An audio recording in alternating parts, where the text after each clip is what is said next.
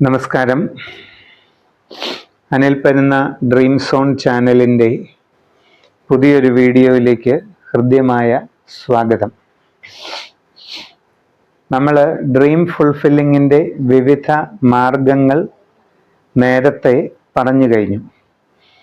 അത് ക്രമമായിട്ട് ചെയ്ത് മുമ്പോട്ട് പോകുന്നതിൻ്റെ വിവിധ സ്റ്റെപ്പുകളും പറഞ്ഞു കഴിഞ്ഞു. ഇനി ജീവിതത്തിലെ പ്രധാനപ്പെട്ട സന്ദർഭങ്ങളിൽ ഡ്രീം ഫുൾഫില്ലിങ്ങിന് ആവശ്യമായ രീതിയിൽ നമ്മളുടെ സ്വപ്നങ്ങൾ, സങ്കല്പങ്ങൾ യാഥാർത്ഥ്യമാക്കുന്നതിന് എപ്രകാരമാണ് law of attraction, law of manifestation പ്രയോഗിക്കുന്നത് എന്ന് വ്യക്തമായി കാണിച്ചു തരുന്ന പ്രായോഗിക വഴികളാണ് തുടർന്നുള്ളത്.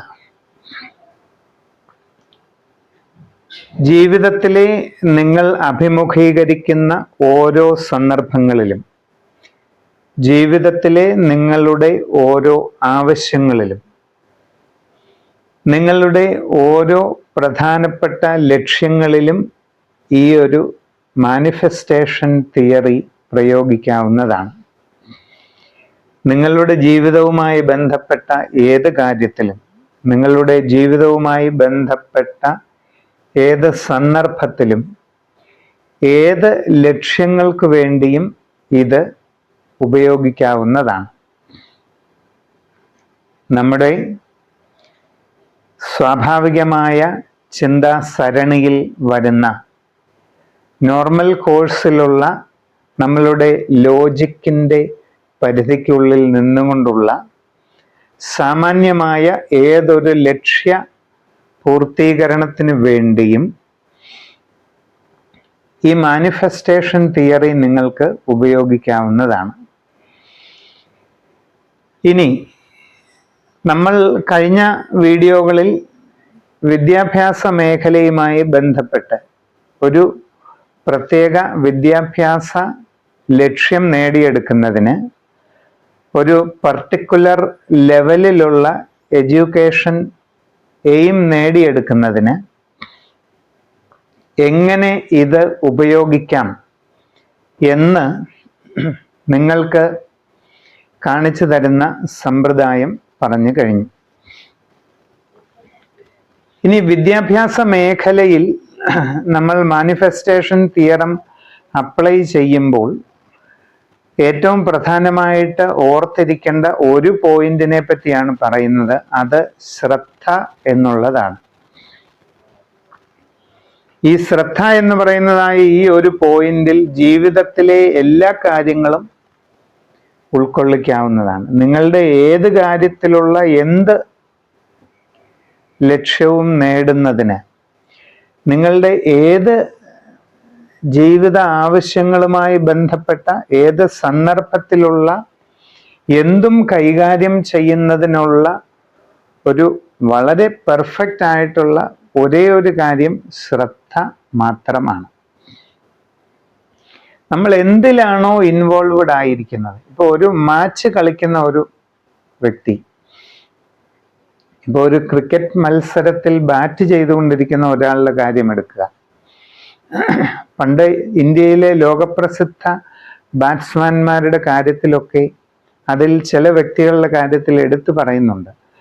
ബാറ്റിങ്ങിനായി ക്രീസിൽ വന്നു കഴിഞ്ഞാൽ ബോളിൽ നിന്ന് കണ്ണെടുക്കുകയില്ല. ഒരു ബൗളിംഗ് തൻ്റെ നേരെ നടക്കുമ്പോൾ പൂർണ്ണമായിട്ടും ആ ബോളിൻ്റെ ഗതിവിഗതികളിൽ മാത്രം കംപ്ലീറ്റ് കോൺസെൻട്രേറ്റ് ചെയ്തുള്ള ഒരു നിലപാടാണ്. തൻ്റെ കളിയുടെ ആ സന്ദർഭം ഓവർ ആകുന്നത് വരെ, കഴിയുന്നത് വരെ,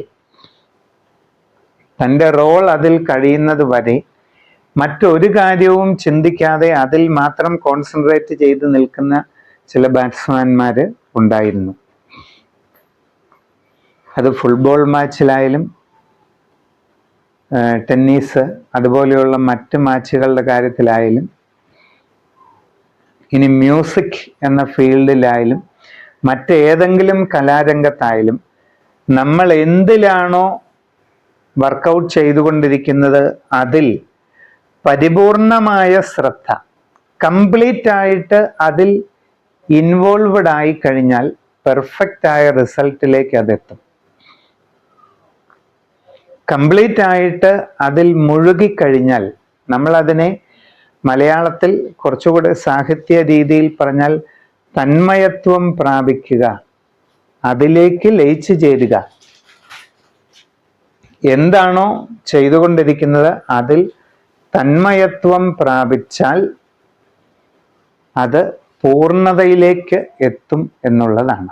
അപ്പം മാനിഫെസ്റ്റേഷൻ തിയറി നമ്മൾ എഡ്യൂക്കേഷൻ ഫീൽഡിൽ പ്രയോഗിക്കുമ്പോൾ ആദ്യം ശ്രദ്ധിച്ചിരിക്കേണ്ട പ്രധാനപ്പെട്ട പോയിന്റ് ശ്രദ്ധ എന്നുള്ളതാണ്. തുടർന്നുള്ള ഘടകങ്ങൾ അടുത്ത വീഡിയോയിൽ പറയുന്നതാണ്. നന്ദി, നമസ്കാരം.